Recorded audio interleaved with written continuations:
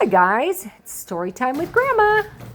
Tonight we're going to read John Brown, Rose and the Midnight Cat. Rose's husband died a long time ago. Now she lived with her dog. His name was John Brown. John Brown loved Rose, and he looked after her in every way he could. In summer, he sat under the pear tree with her. In winter, he watched as she dozed by the fire. All year round, he kept her company. "We are all right, John Brown," said Rose. "Just the two of us, you and me." One night, Rose looked out of the window and saw something move in the garden. "What's in the garden, John Brown?" she said. John Brown would not look. "Out there," said Rose. "I think it's a cat." "I don't see any cat," said John Brown. "I'm sure it's a cat. Go and give it some milk." "There's nobody there," said John Brown. But that night, when Rose was safe in bed, John Brown went outside. He drew a line around the house and told the midnight cat to stay away. "We don't need you, cat," he said. "We are all right, Rose and I."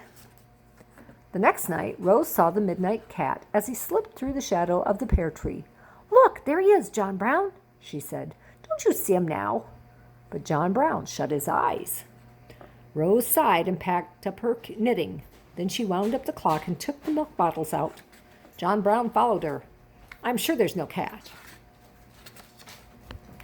But Rose saw the midnight cat often after that. Every night when John Brown was not looking, she put out a bowl of milk. And every night when Rose was not looking, John Brown tipped it out again. "You don't need a cat," he said. "You've got me." One night the midnight cat jumped up in the window and rubbed his back against the glass. His eyes were like lamps, and his fur shone against the ragged sky. "Look, John Brown," said Rose. "Isn't he beautiful? Get up and let him in."